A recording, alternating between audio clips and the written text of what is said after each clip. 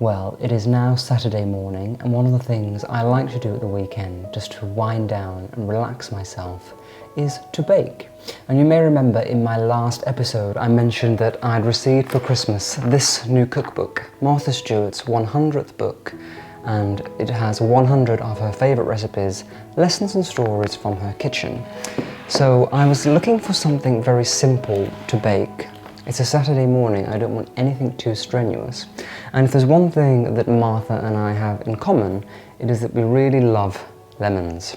So I use lemons nearly every single day in my cooking, when I'm making a cocktail, when I'm baking. Lemon is one of my very favourite things to use. I just think it jazzes everything up, adds a zing, and just makes life a lot better. So when I was flicking through the book, I saw these lemon sugar cookies and I thought, that is the perfect recipe for me. I have everything in the kitchen, in my pantry, and it is going to be simple and easy for me to bake. Because after all, why would I want anything complex on this beautiful Saturday morning? So as well as lemons, we also have eggs, butter, brown sugar, granulated sugar, lemon juice, lemon rind, salt and baking soda.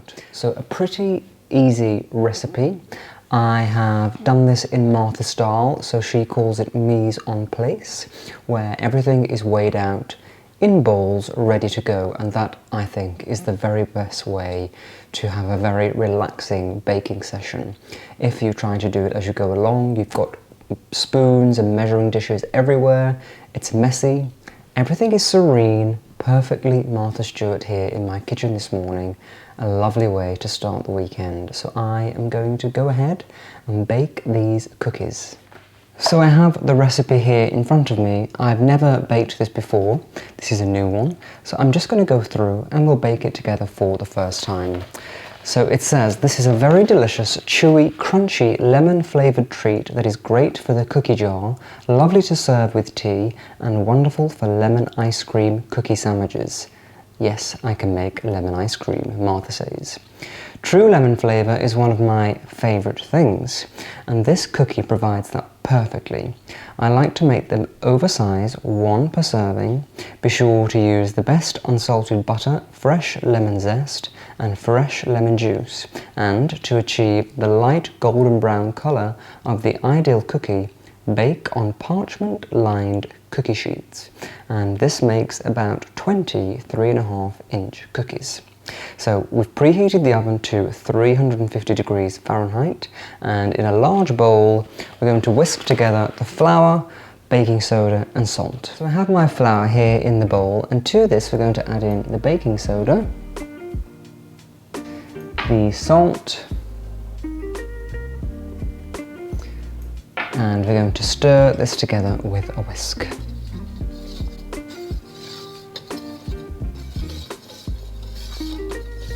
Now we're going to add in our brown sugar, granulated sugar,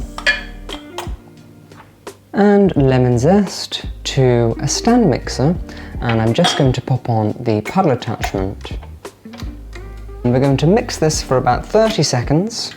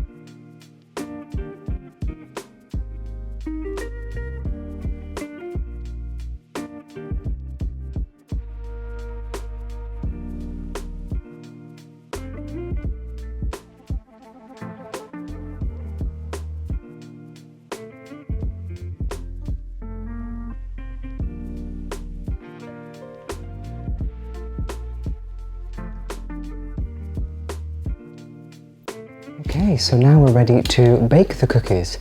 I have to say, I had a little taste of the batter. It is divine. So rich, creamy and beautiful with that hint of lemon. I'm really excited to see how these are going to turn out. They sound very simple lemon sugar cookies, but I think they're going to be pretty incredible. Can't wait to taste them when they're baked. Going into the oven for 15 minutes.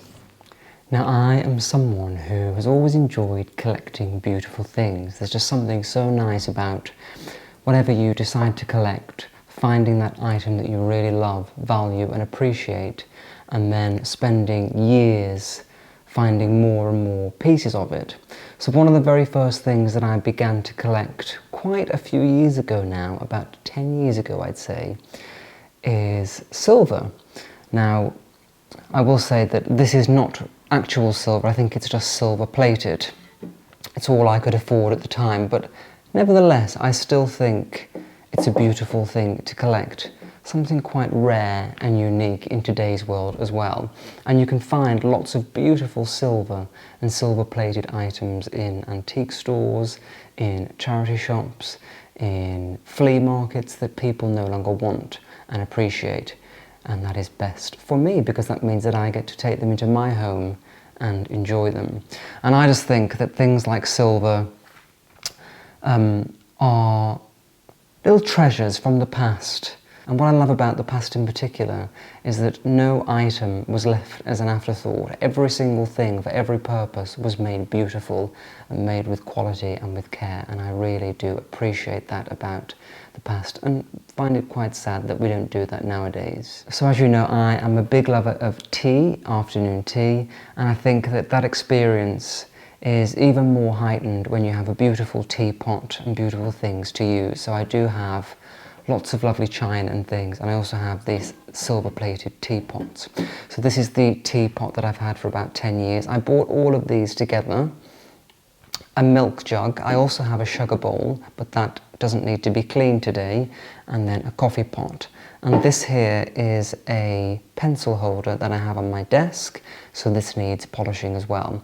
Now I use this silver polish from Goddard's, and it is so easy to use. You just shake it and you use a soft cloth and the tarnish of all of this comes off immediately, and you would not believe the before and after results. So it is a very lovely task to do on a peaceful weekend. You feel like you're achieving something, and at the end of it you have a lovely result and you get to enjoy your beautiful things once again. So yes, I'm going to polish up my silver now and get it gleaming back to how it should be. So I'm going to start with my little pencil pot holder. This is a very simple one to clean. It's small and it has a very flat surface, so this will be a great one to show. So let's give this a little bit of a shake, and then I'm just going to put some of our silver polish onto the cloth. I would recommend that if you're going to do this, you wear gloves and protect the surface. Oops, see? It can go everywhere. It's a good job that I have this parchment paper to protect my table, even though I am planning to paint the table. I always refresh it once a year. So you can see this is very quick. You just apply the silver polish and this will scrub it up really well. It's very, very satisfying. The muck coming off, and then I use a dry part of the cloth, a clean part of the cloth, just to give it a bit of a buff and a shine.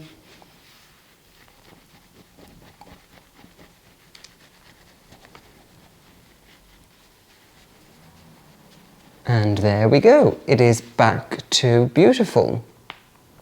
Gleaming, gorgeous, ready to go back on the desk. It took 30 seconds. Real worth the effort, and now I'm going to do the rest.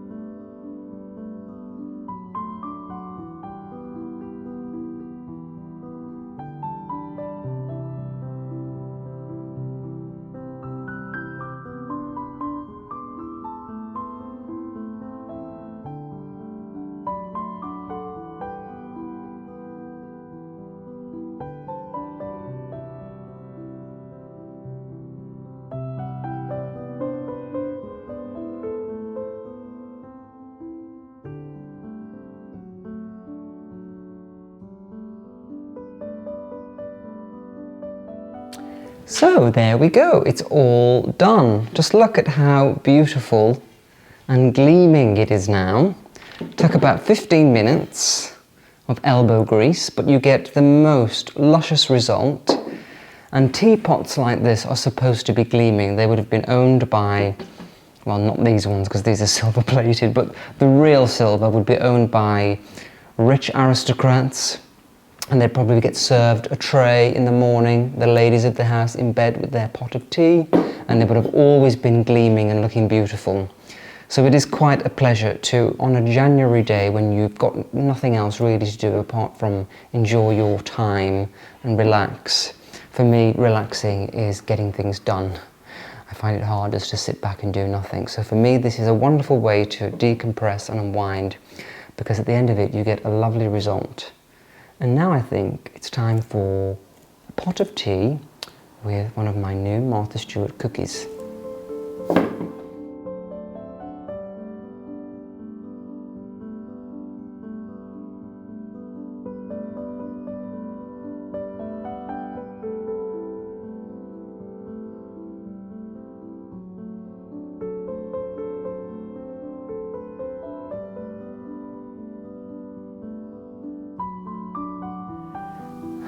Well, how nice is this? A lovely cup of tea with my Martha Stewart lemon cookie. I'm very impressed with the way that the cookies turned out. They do spread quite a lot, so you might need to get quite a big baking sheet when you make them, because mine were kind of together. And because the baking tray that I used is square, I had to cut them into, they were already there, the lines to cut them, but they kind of went into squares. But they're really nicely baked, a good size, so you get a very generous cookie for your efforts. My tea, I'm drinking this Vienna tea. I bought this when I was in Vienna. I think that was in October or November. Remember, I was there with Nathan. And this is an Empress Sisi tea. And it has a beautiful, beautiful fragrance. Very fruity, a little bit almondy actually as well. But a really beautiful tea, and you get a lovely fluorescent cherry red liquid with your tea. So this is a lovely tea to go with my cookie, and I also have my linen napkin. These are the ones that I designed, and they were for sale on my online store, but we've now sold out. But I just thought that I would use this as well. And let me now taste the cookie.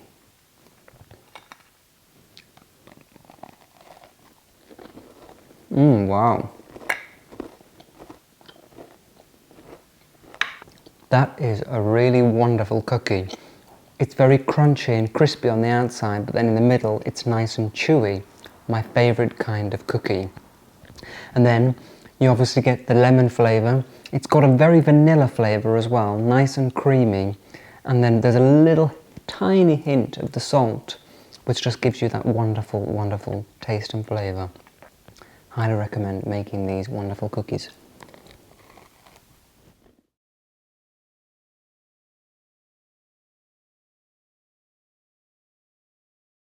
So I've actually decided to come out into the garden because it's a really lovely day despite it being midwinter, January. Last week we had some freezing cold temperatures. I'm talking like -7, feeling like -10. It was bitingly cold, but beautifully crisp with lovely sunshine, which I really enjoyed. Today we've got a lot of sun, but it's very, very warm. So I've just walked to my local florist where I buy all of my flowers, and they have some spring bulbs, and I always love this time of year when you can get the spring bulbs. In January, there's not a lot of happiness coming from nature. It's very dead and flat. So these spring bulbs always lift me up every year. I've got this lovely terracotta pot from one of my very favourite Berg's potter. It has this lovely detail around here, and I'm just going to plant, I've actually got 2 of these pots. I'm going to plant 2 in each one, and that will look great in the house. So I'm just going to do that now. I've got my compost here. It's such a lovely day. I'm so surprised at how warm it is. Let's lift this onto here. So I'm just going to pop some compost in here. And this is a lot cleaner than trying to do it in the house, so I'm glad that we've got a nice warm day today. And then I'm going to just take out the first bulb, remove some of this root so that it doesn't get stuck, and then I'm going to pop that into there. You do want the bulb kind of exposed as well. And these are lovely white hyacinth. So there we go. Pop those two into there, and then just fill up with the compost. And in a few days these will be blooming, sprouting up from the pot, and we'll have a lovely display in the house, and it will just lift the winter gloom. Although actually so far it hasn't been too bad. We've had some pretty good weather.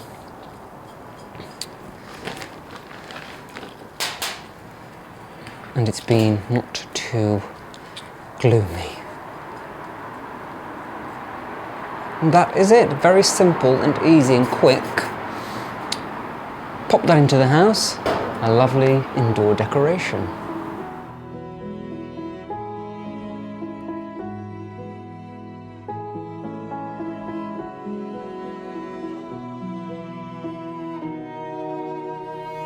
Well, thank you so much for joining me. I really do hope that you've enjoyed this episode, found it fun and entertaining. I look forward to seeing you next time, but until then, take care. Bye-bye.